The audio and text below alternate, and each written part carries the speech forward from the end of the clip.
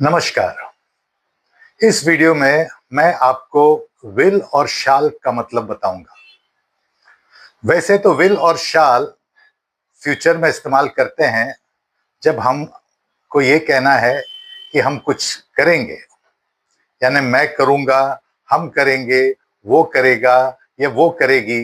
ये सब में हम लोग विल का इस्तेमाल जरूर करते हैं, लेकिन शाल का जो इस्तेमाल होता है वो सिर्फ फर्स्ट पर्सन सिंगुलर या प्लूरल के साथ होता है, यानी आई या वी, यानी मैं और हम के साथ।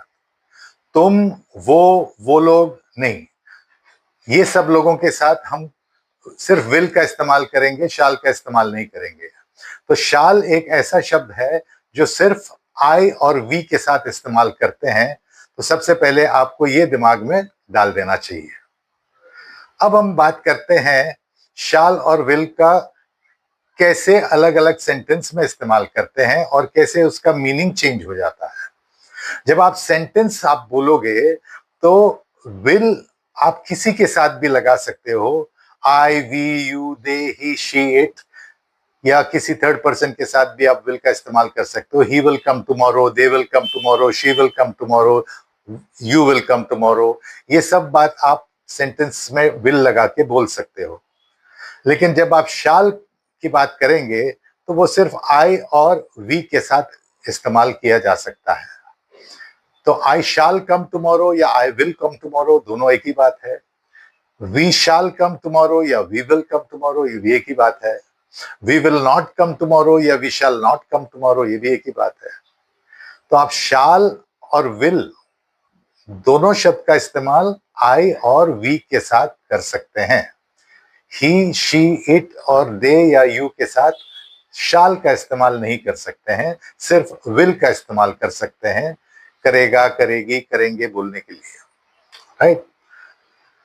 तो आप नेगेटिव बनाओ चाहे पॉजिटिव बनाओ, उससे कोई फर्क नहीं पड़ता है। आप विल नॉट किसी के साथ भी लगाओ और शाल नॉट आई और वी के साथ नेगेटिव सेंटेंसेस में आप लगा सकते हैं।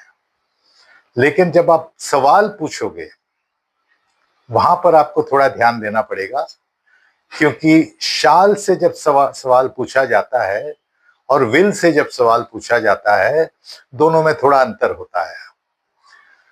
समझो एक बच्चा अपने पिता से ये पूछता है कि पापा क्या कल हम पिक्चर देखने जाएंगे? तो वो पूछेगा will we go for a movie tomorrow, यानी क्या हम कल पिक्चर देखने जाएंगे। उसको नहीं पता इसलिए पूछ रहा है। लेकिन अगर वही बच्चा कहता है कि shall we go for a movie tomorrow, वो ये पूछ रहा है कि क्या हम कल पिक्चर देखने चलें। तो वहां पर वो इसलिए नहीं पूछ रहा है शाल लगा के कि उसको पता नहीं है। तो शाल लगा के हम तब पूछते हैं जब हम सामने वाले की सहमति लेना चाहते हैं, यानी क्या हम फिल्म देखने चलें, shall we go for a movie. तो शाल जब लगा के पूछते हैं कोई भी बात, फॉर एग्जाम्पल क्या हम क्रिकेट खेलें, शैल वी प्ले क्रिकेट। क्या एक वॉक के लिए चलें, shall we go for a walk. क्या हम पिक्चर देखने चलें, shall we go for a movie.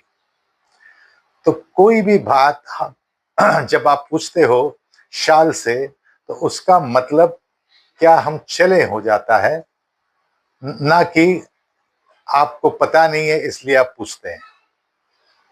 हम ये भी पूछ सकते हैं शैल आई हेल्प यू, यानी क्या मैं आपकी मदद करूं। तो विल आई हेल्प यू अगर आप पूछोगे तो वहां पर नहीं जमेगा, क्योंकि विल आई हेल्प यू का मतलब है कि क्या मैं आपकी मदद करूंगा। तो अगला बोलेगा मुझे क्या पता कि आप मेरी मदद करोगे कि नहीं करोगे।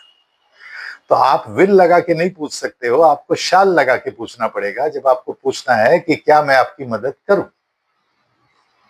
तो ये होता है शैल और विल का इस्तेमाल अंग्रेजी में।